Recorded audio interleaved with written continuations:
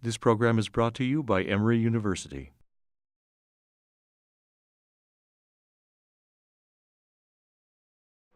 Good morning and welcome after this first day after the Interstate 85 is open again. This morning's speaker is Amir Rezvan. He did his medical school in Iran and then medical residency at Drexel and then cardiology training here where he's been on faculty and has funded research on the endothelium and the role of the immune system, studies related to liver involvement. As I was looking over your topic, I was reminded back in the early 90s when I was in Philadelphia in between my residency and cardiology training, I actually hung aortic strips in a pharmacology lab and was amazed that you can just take a Q-tip on the inner lining of a rabbit aorta and take that one cell layer off, and if you put a constrictor in, it constricts if the endothelium is not there, but to certain things it will relax if it is, and that one cell layer certainly is amazing, and you'll be talking about that this morning, so thank you.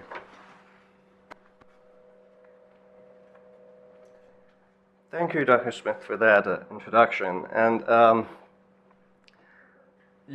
you know, I've been a fellow, so I know most of you as my professors, and it's very humbling to try and be both a cardiologist and do basic science. I always feel that when I'm in a room with cardiologists that everyone is a better cardiologist than I am. And when I'm with, PhDs who do research, I always feel like these are all better scientists than I am. So, but I think there is a role for us because we have some sort of perspective, both in the clinical arena and in the research arena. And so while my research is mostly on endothelial cells, and I'll share some of what we've found so far with you, I thought that I'd just start with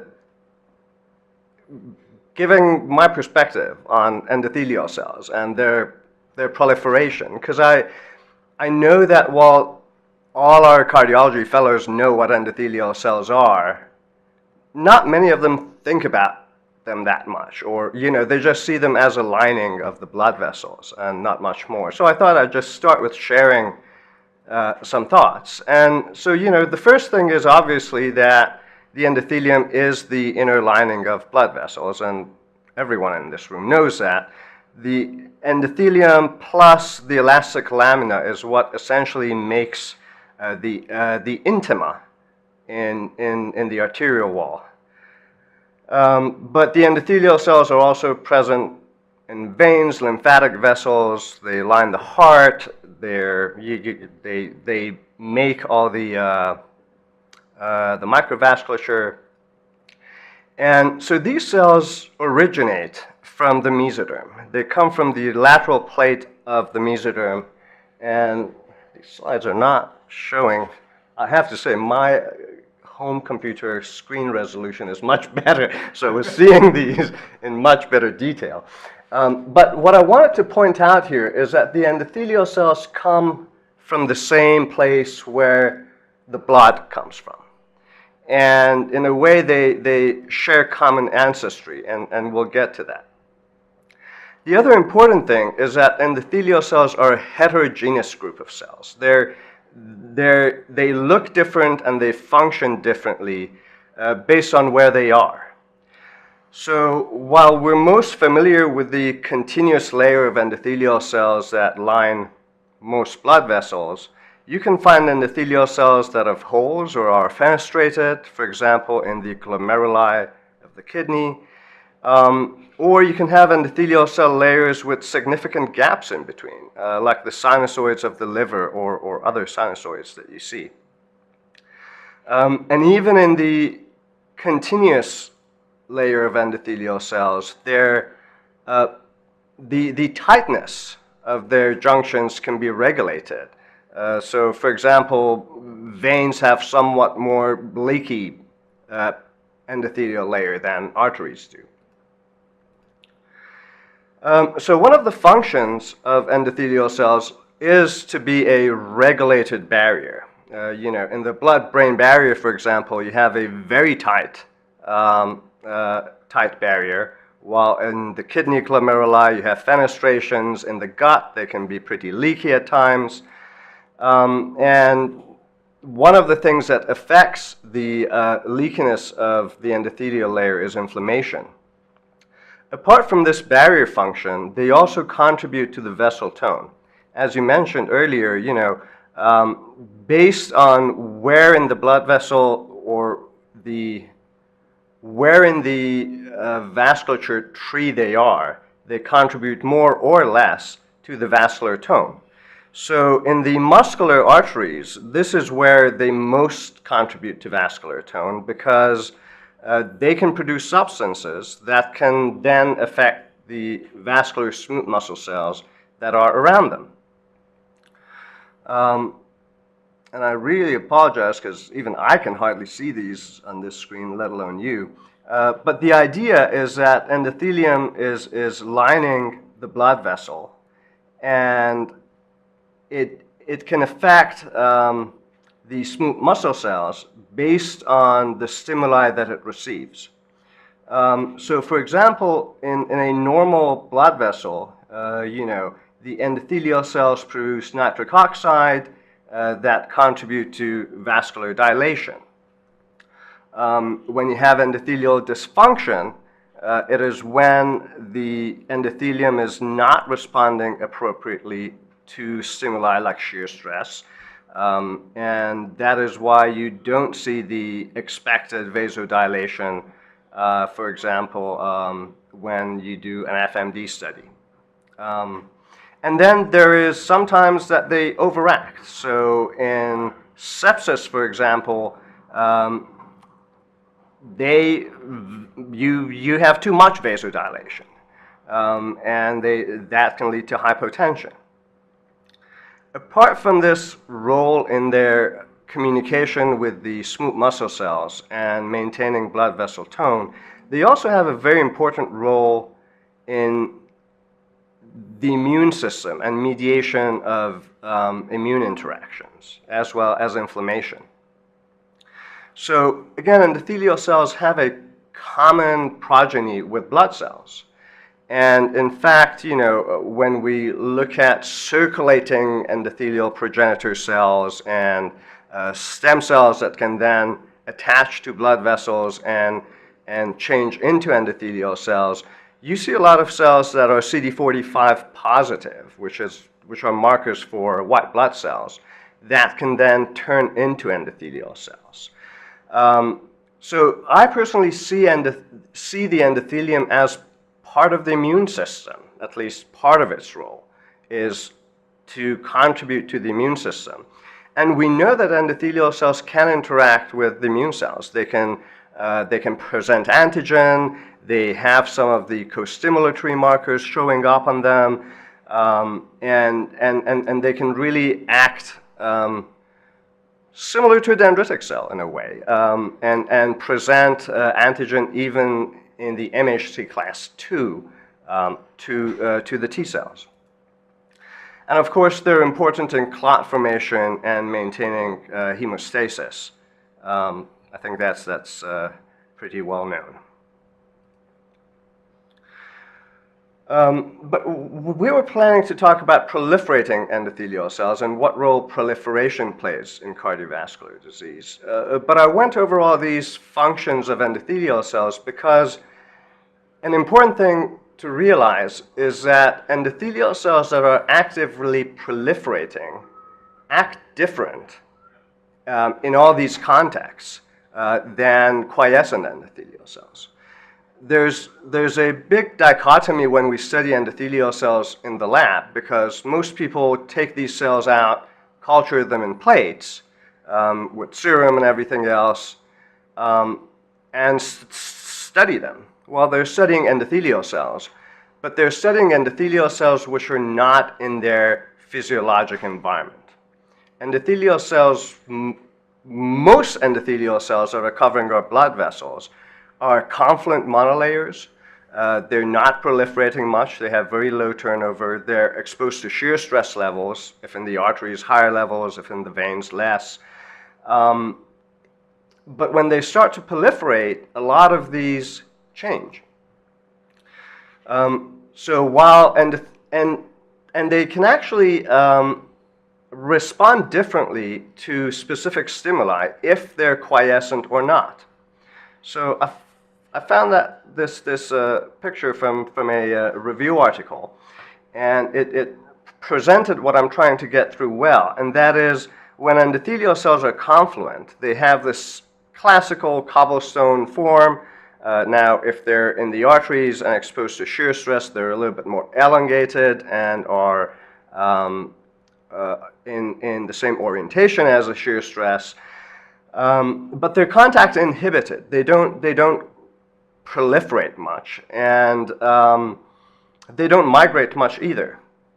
Now, when they're sparse, when they don't have contact with other cells, then they proliferate and migrate, and that's kind of how a junction during angiogenesis forms. The cells where a branch is coming off has lost its contact with the other cells around it, and is therefore proliferating more, and has more ability to migrate and form this branching point. One of the important growth factors that affects endothelial cell proliferation is VEGF. And VEGF has been the target of many cancer medication and is a poster child for a growth factor that affects the endothelium. But importantly, if the VEGF receptor binds to VEGF in a confluent cell, the signal that it sends is different, and the way that the cell reacts to that signal is different than in a cell that is not confluent. So a cell that has the ability to proliferate or is actively proliferating, when it sees a signal from VEGF, it proliferates more. While in a quiescent, stable endothelial layer, VEGF really promotes survival more than proliferation.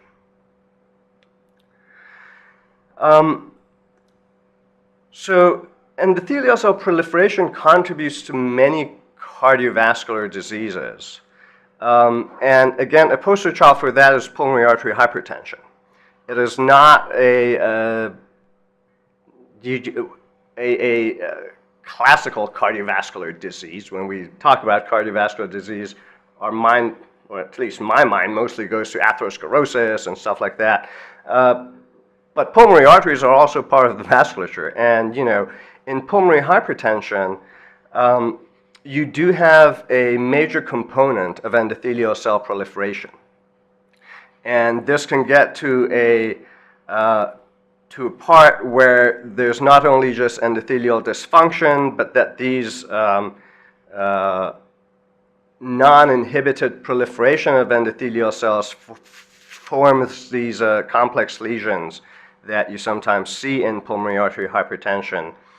And so PAH is one of the diseases that endothelial cell proliferation, or a dysregulation of endothelial cell proliferation, has a major effect in.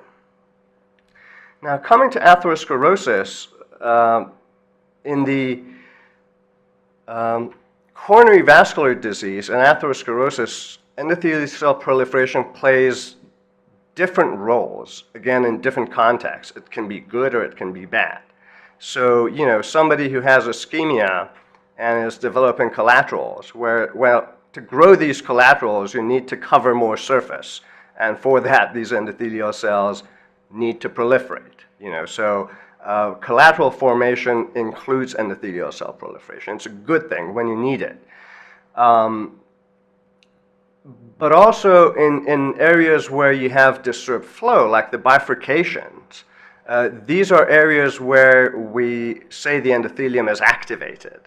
And by that we mean that it's expressing adhesion molecules, it's proliferating more, it takes up a more migratory profile, at the same time, like I said, it loses some of its functions that it had as a quiescent, stable endothelium.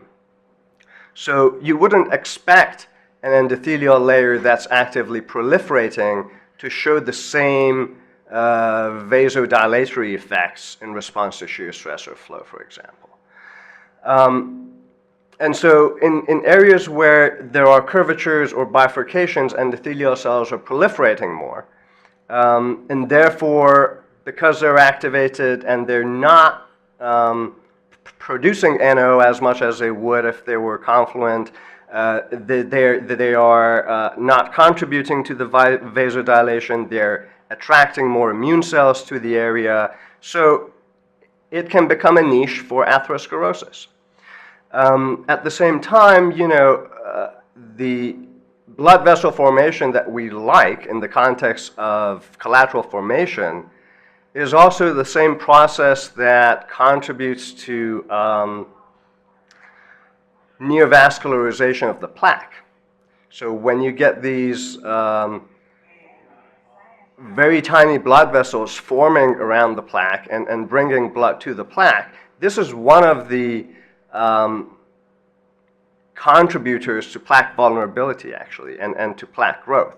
So while at the same time endothelial cell proliferation and neovascular formation may be a good thing in the collateral context, in the plaque, we don't want it to happen. It's not a great thing.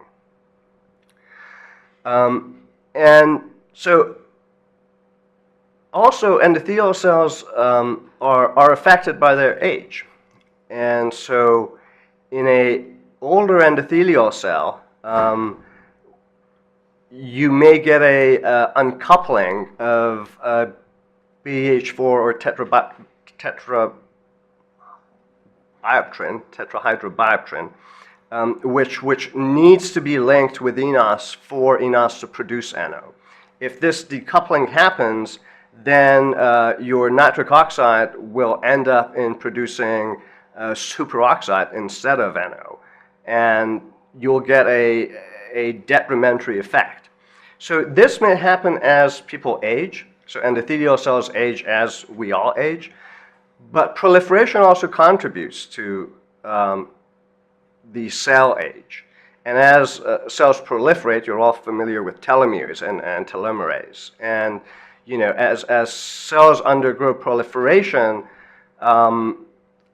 they gradually become senescent unless they're expressing a healthy amount of telomerases as stem cells do, for example. So in areas that you have high endothelial cell proliferation, you're also bound to see more cell senescence, essentially. And so then this So endothelial cell proliferation essentially contributes to cell senescence and the consequences of cell senescence in a way. And then another place that we see endothelial cell proliferation play a role to is, for example, in stent coverage. So, when you deploy stents, you want them to be endothelialized. And there's debate as to how much of the endothelial cells that actually cover the stent are coming from the adjacent endothelium versus the different circulating cells that we spoke about earlier. These could be endothelial progenitor cells or the colony-forming cells that come and make a niche. But most of these cells, once they get there, they still have to proliferate. It's not like every single of these cells is coming there and just covering one by one. They come there and they proliferate in the local. And so that proliferation, again, is affected by the conditions that regulate endothelial cell proliferation in the area. So in this case, for example, you want to have a good rapid endothelial cell proliferation so that you get good coverage of your stent. And, it obviously renders it less thrombogenic. So what are the elements that regulate endothelial cell proliferation? one of them is contact inhibition. Like we mentioned, as endothelial cells see cells adjacent to them, and they make these contacts, either cadherins or, V-cadherin, for example, is an important cell-cell contact that has a role in endothelial cell contact inhibition, but other contact molecules like PCAM, etc. So as cells feel that they're surrounded by other cells, endothelial cells realize that they no longer need to proliferate, and so endothelial cell proliferation is downregulated by contact inhibition. Laminar shear stress is another component is another stimulus for endothelial cell quiescence. So endothelial cells that are exposed to a physiologic shear stress. In the arteries, it's generally a shear stress level of anywhere between 10 to 30, 10 to 40 dynes per centimeter square, and it's unidirectional. This flow pattern reduces endothelial cell proliferation. If you change this flow pattern to an oscillatory type of pattern, which also has low levels of shear stress, again, like what you see in areas of bifurcations or in curvatures, you see that endothelial cells end up proliferating more. And of course, growth factors such as VEGF, PDGF, etc., are important stimuli in endothelial cell proliferation. So factors that affect growth factor secretion in the area regulate endothelial cell proliferation. Hypoxia, for example, stimulates the cells in the area to produce VEGF, and so you get more endothelial cell proliferation. As I mentioned, aging is important. As endothelial cells become senescent, they stop proliferating and eventually undergo apoptosis. And all these outside regulatory factors insert their effects through a set of internal signals in the cell that control gene expression and various signaling pathways. And some of those include transcription factors, like the KLFs, for example, are a well-known group of transcription factors in endothelial cells that are regulated by shear stress and affect endothelial cell proliferation. NF-kappa B is a transcription factor that's involved in many cells and affects cell proliferation. So one of the transcription factors that I've been studying here at Emory is called ZBTB46.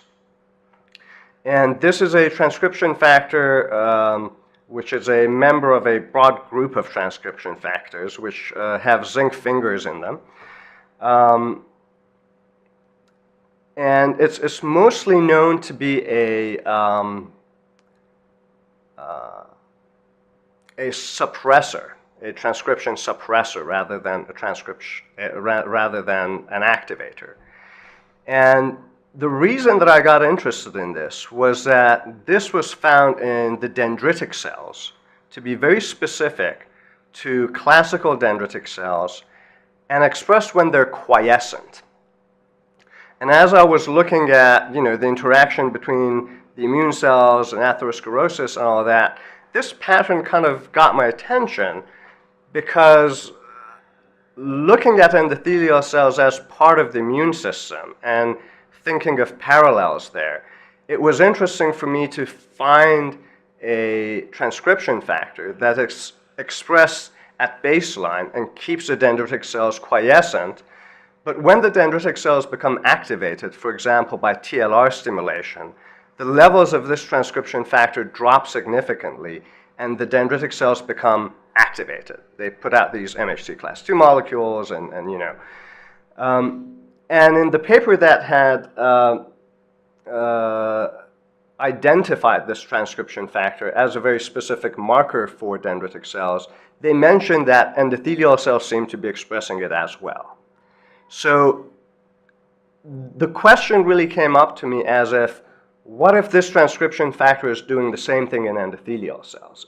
If we think of these as parallel universes in a way, I would expect the transcription factor to be expressed in endothelial cells when they're quiescent and be contributing to their quiescence, while if we stimulate the endothelial cell with whatever the stimulus is for an endothelial cell, then I would expect the transcription factor to drop and activate my endothelial cell.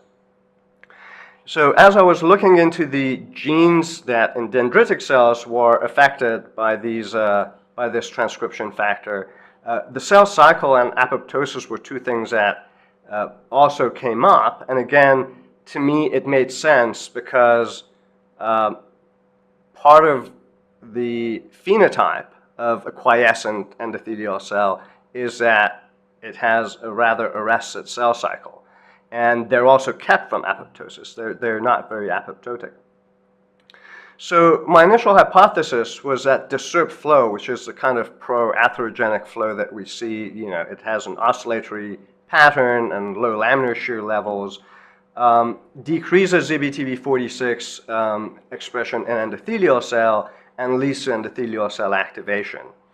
And as part of activation, you would see proliferation, migration, and expression of different adhesion molecules.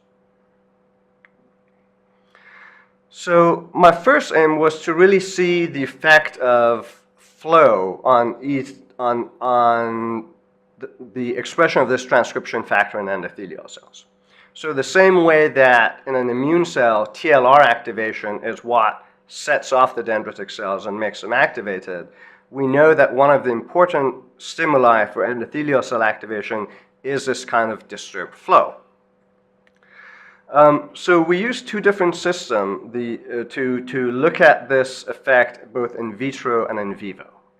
In vitro, we have a cone and plate shear system where you culture endothelial cells in a monolayer in a dish. Then you have a cone that kind of spins on top. And either this cone can go relatively fast in one direction, causing a relatively uniform shear stress that you can regulate exactly how many dynes you want to have, or it can go back and forth and kind of cause an oscillatory shear stress. So we use this model to compare laminar shear stress, which is the physiologic laminar shear stress, compared to oscillatory shear. And we can use different cells to use in our system. And we can measure the gene expressions or protein expressions of whatever gene or protein we're interested in. And in vivo, we had developed this partial ligation model when I was a fellow working with Han-Jung Jo that we used then to really show how a acutely disturbed flow pattern can promote atherosclerosis formation in a hyperlipidemic mouse. But the important component of this in vivo model was that when we looked at the area, the experimental area, the carotid artery, where we had made the partial ligation, the flow pattern was an oscillatory pattern with low shear stress. So that kind of was our way to create a controlled area where we had good laminar shear stress before, and now we're switching it to a atheroprone type of a pattern. So we use that as an in vivo model to look at the effect of this atheroprone flow pattern. And we've shown that that leads to atherosclerosis if you do it in hyperlipidemic mice. So we felt it's a good model to use to look at gene expression in vivo.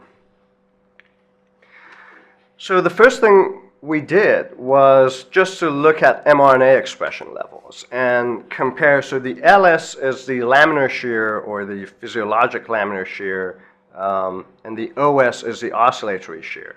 I've included the static conditions in some of these slides just for a comparison.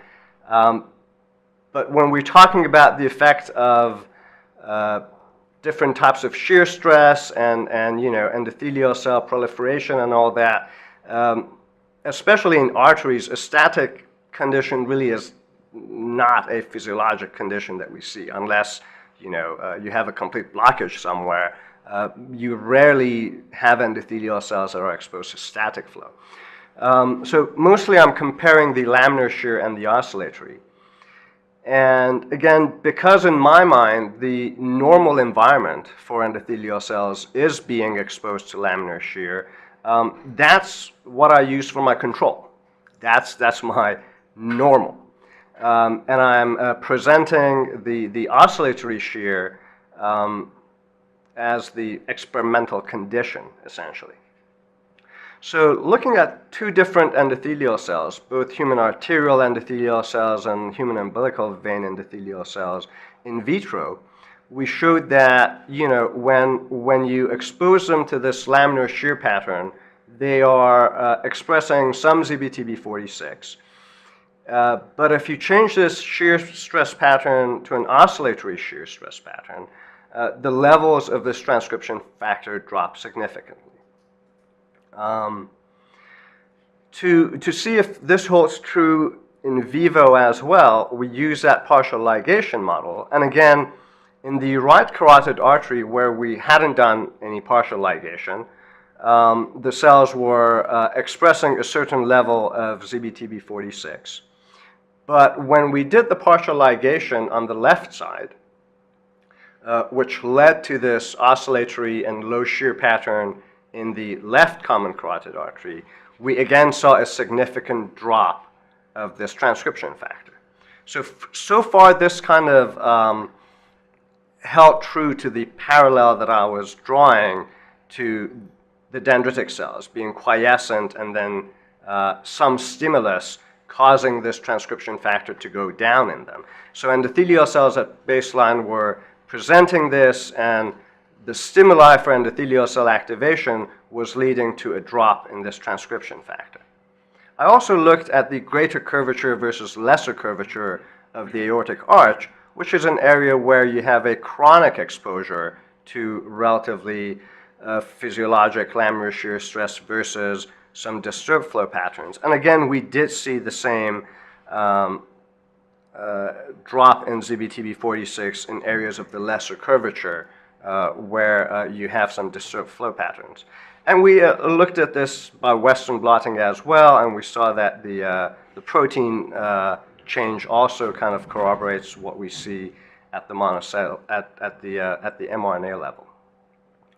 So we established that shear stress is one of the stimuli that is controlling this transcription factor. But how about this contact inhibition that we discussed? That's another stimuli. Essentially, losing contact inhibition is a stimuli for endothelial cell proliferation. So we looked at endothelial cells that were cultured at different confluences, 20%, 40%, 60% confluence, and these mean that 60% of your culture dish is covered by the endothelial cells. By 120%, we really don't mean that it's 120% of the cover, but it's just an estimation that, once the endothelial cells reach 100% confluence, they don't stop proliferating right then. They still proliferate a little bit, and they become what we call overconfluent. They start squishing each other a little bit. And that's when they really start to get into this contact inhibition mode. And so we compared the endothelial cells that were proliferating with the contact inhibited cells, essentially. And again, we saw that while in the contact inhibited cells, we saw a significant expression of this transcription factor, in the cells that were proliferating, the levels were much less. And again, we could see this both at the mRNA level and at the protein level. So the conclusion for this AIM-1 was that essentially this ZBTB46 transcription factor, which is a transcription factor which is actually very little studied, and a few studies in dendritic cells, but certainly not in endothelial cells, is a transcription factor that is expressed in endothelial cells and is regulated by two known conditions that affect endothelial cell activation and proliferation, i.e. shear stress and contact inhibition. So then we wanted to kind of get into, well, what does this transcription factor do in the endothelial cell once it's expressed or once you lose its expression? And so again, we used in vitro and in vivo models to look at this, the Conan plate in vitro and the ligation model in vivo. And the first thing that I did was that because there were some knockout mice available for this transcription factor, we isolated RNA from the endothelial cell layer of these mice and did a gene array, and essentially looked to see if this transcription factor has any role in gene regulation in endothelial cells. And we found out a good number of cells, a good number of genes that were differentially expressed in the knockout animals versus the wild type animals. And when we did some pathway analysis on these cells, we saw that some of the main components that jumped out was endothelial cell proliferation. So in order to look at what this transcription factor does in culture, we use adenoviral overexpression of the transcription factor. So again, in endothelial cells in a dish, endothelial cells in the dish are somewhat activated already. So it's very difficult to drive the transcription factor even lower than what it is to see its effects. But by overexpressing it, we could see, okay, let's see what changes we see in the endothelial cell behavior once we force the expression of this transcription factor in these cells in culture, which are essentially activated already. And as we expected, we saw that expressing this transcription factor reduces the proliferation rate in these endothelial cells. So we did a dose curve to really find what's a good dose to infect these cells with, but this is essentially a cell proliferation chart showing that, if you don't treat endothelial cells with anything, or if you treat them with a control adenovirus that's expressing only GFP, this is how the cell number changes within 4 days. You get a proliferation of these endothelial cells, and it kind of ramps up, and as they start to become confluent, it kind of starts to plateau. If we transfect these endothelial cells with this transcription factor and significantly overexpress this transcription factor, the cell proliferation rate is significantly lower. It doesn't go to zero, but it's significantly decreased cell proliferation. And we could confirm this by looking at Ki67, which is a marker for proliferating endothelial cells. And again, if we did immune fluorescence and counted the cells that were GFP positive, meaning they were expressing our factor, and looked at the cells that were positive for this marker of cell proliferation, the cells that were overexpressing ZBTB46 showed less Ki67 expression. So then our next question was that, is the cell cycle being affected by this transcription factor, and is that why these endothelial cells stop to proliferate? And again, we compared cells that were overexpressing this transcription factor compared to cells that were controlled with that were treated with control, and using different cells. These are HAEX, these are human coronary artery cells, And this is essentially the flow cytometry profile that we use. In order to see where the cells are in the cell cycle, we essentially use a dye that binds to DNA, and then use flow cytometry to measure the intensity of that dye.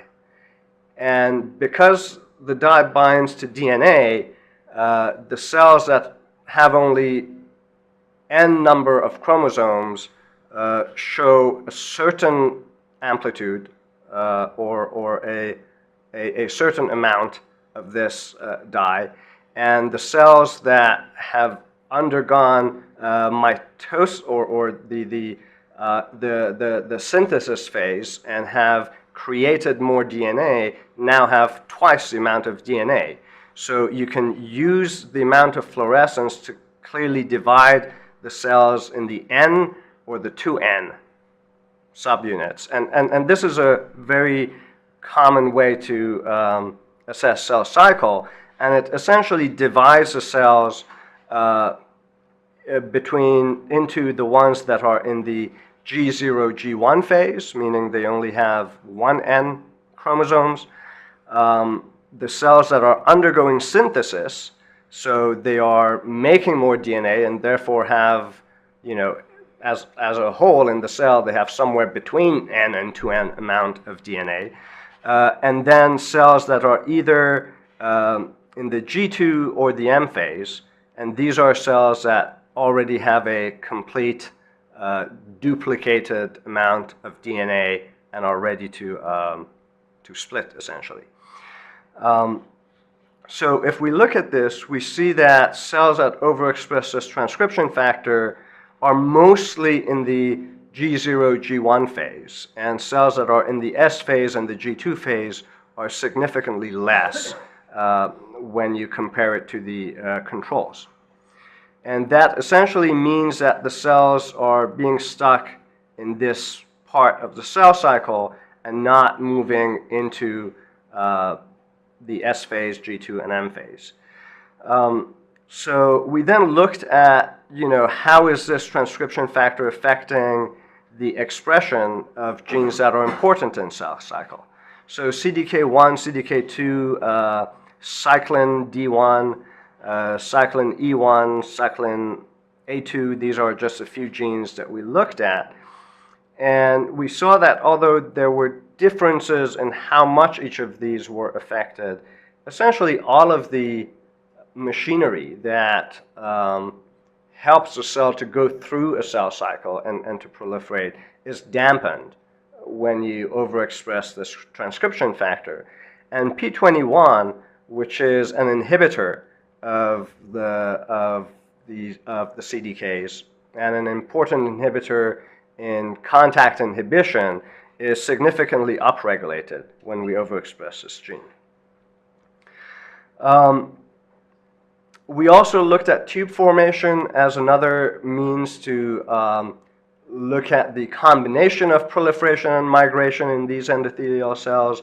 And I have to say, the tube formation assay that we use is really not a tube formation assay. It's called that, but one of my pet peeves is that it's really not a tube formation assay. It's essentially just looking at how endothelial cells proliferate and migrate and reorganize in tube-like structures. And it's been used as a marker, as an in vitro way to assess angiogenesis, for example. And again, as we overexpress this transcription factor, we saw less tube formation. So overall, our conclusion of this work was that we found a transcription factor that is expressed in endothelial cells, is regulated by known stimuli for endothelial cell activation, shear stress, and contact inhibition. And it seems that it's contributing to endothelial cell quiescent.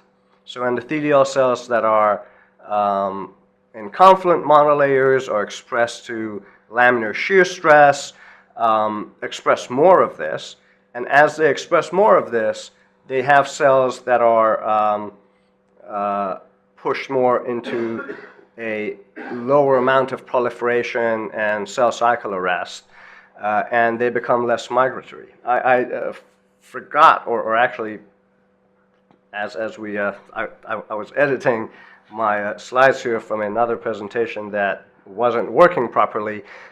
We've also done some cell senescence studies, because as you look at cell proliferation and you see that the cell number is not increasing, you have various options. One is that the cell is becoming quiescent and staying in the G1, G0 phase, but the other is that the cell is becoming senescent and therefore not proliferating anymore, which would then lead to apoptosis.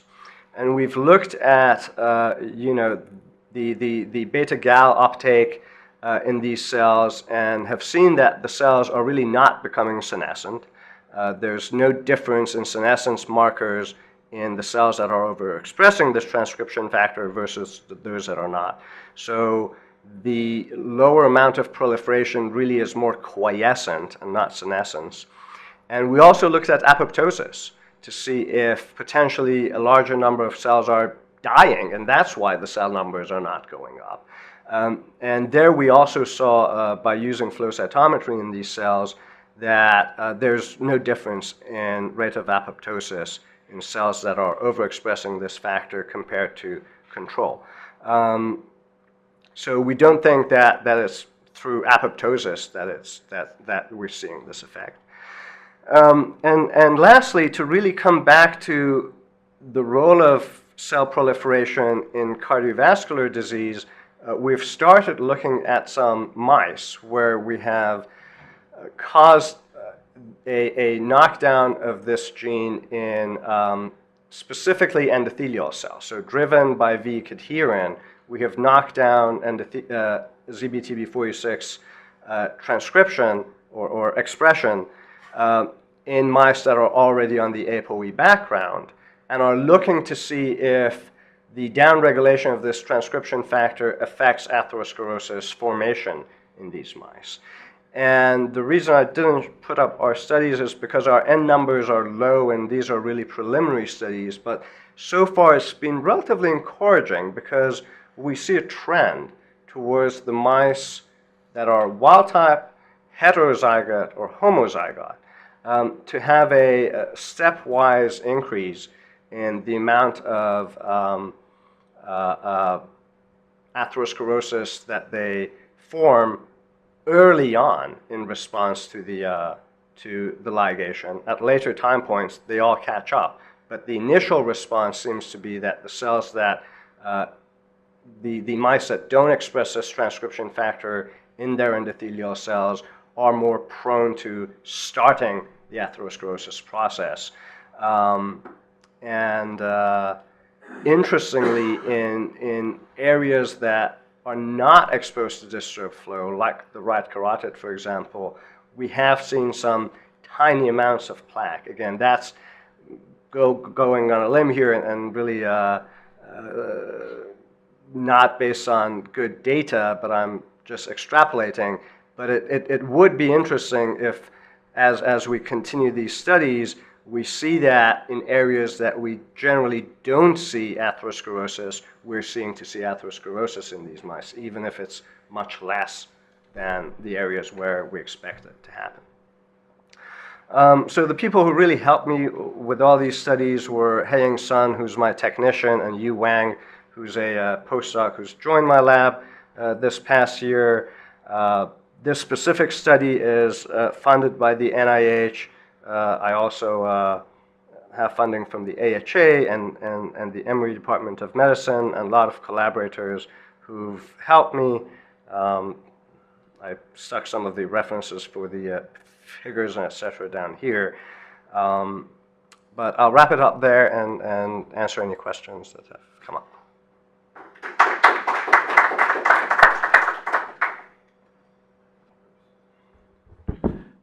How are you making it specific for endothelial cells? Because obviously if you affect the gut at the same time you affect the endothelial cells, you're in trouble. And the other question I have is, in the knockout mice, if this is so important, how do the knockout mice survive, and do they develop?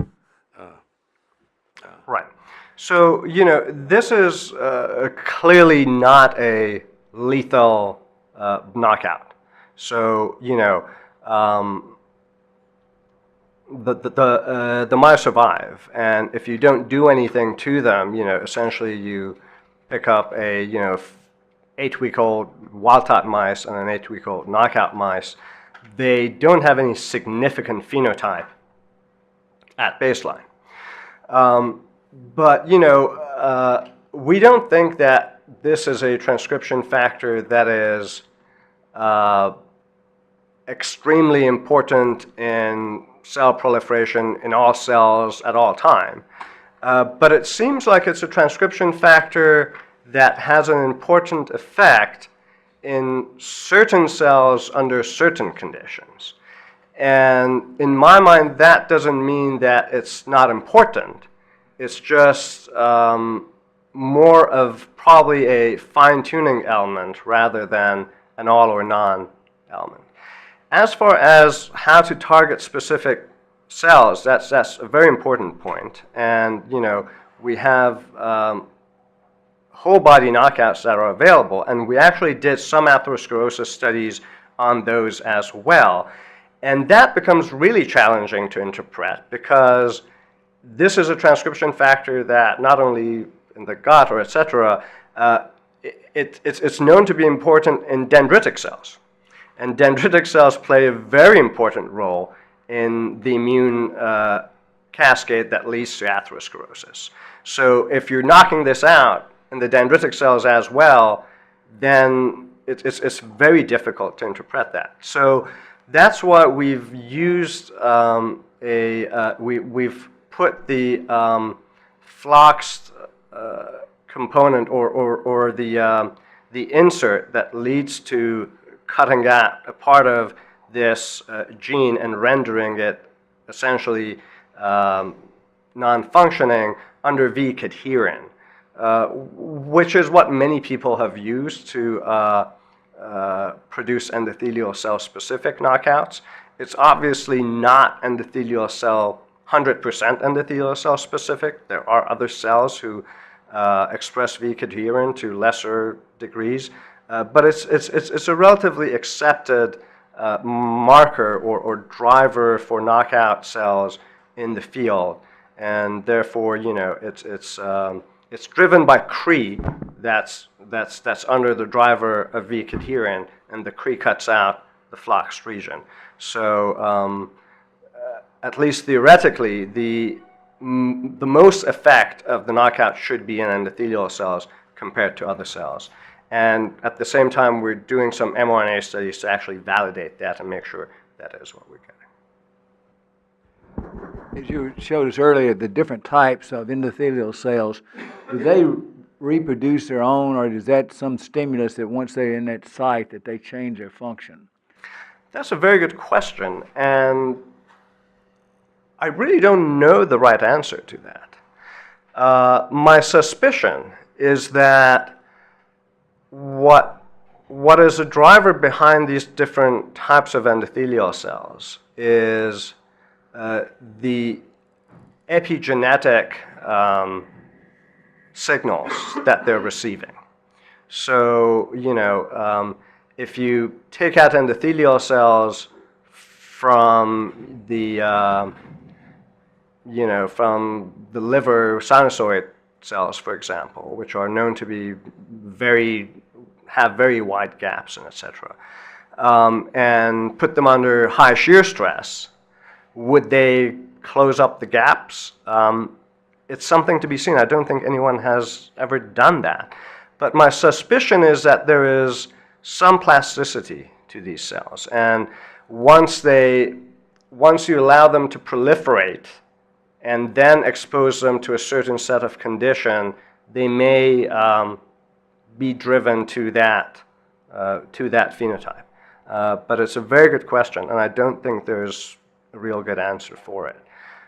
One of the interesting things that has caught my thought process is, why do endothelial cells present antigen, and why do they do this when they're in areas of disturbed flow?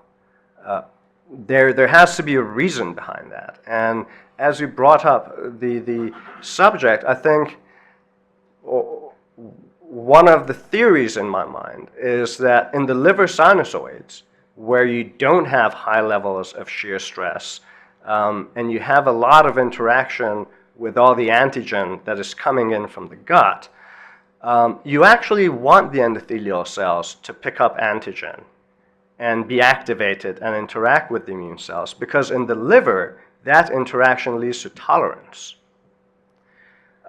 So I think the endothelial cells in the liver sinusoids might actually be playing an important role in the tolerance or the peripheral tolerance that we acquire to antigens that we eat, and they pass through the liver. And that may in part explain to why this disturbed flow pattern, which is clearly what you see in liver sinusoids, where arterial and venous blood are coming and mixing up and everything, might be the evolutionary reason as to why endothelial cells exposed to these disturbed flow patterns are activated. Great. A quick question. Did you try to look at the crosstalk between endothelial cells and vascular smooth muscle cells in your model, especially in vitro, with co-culture systems, see if having the vascular smooth muscle cells has any modulatory effect or exaggerating effect on a transcription factor? So that's a good question. We haven't really looked at it in vitro, and to be honest, I don't plan to look at that in vitro either, because in vitro models are great for very specific questions. They're largely approximation of what we think is happening in vivo. So if there's a condition that I can test in vivo, I would rather do that rather than create a complex in vitro model and look at that. But to answer your question, which I think is very important and we plan to do, is to take out these arteries from the knockouts and the wild types and do these aortic ring studies, for example, on them, and see if in arteries that are not expressing this transcription factor, do they essentially have endothelial dysfunction? Or because that's an important communication between the endothelial cells and the vasculature. So that would be one study that I plan to do to kind of address your question rather than the in vitro co-culture. The preceding program is copyrighted by Emory University.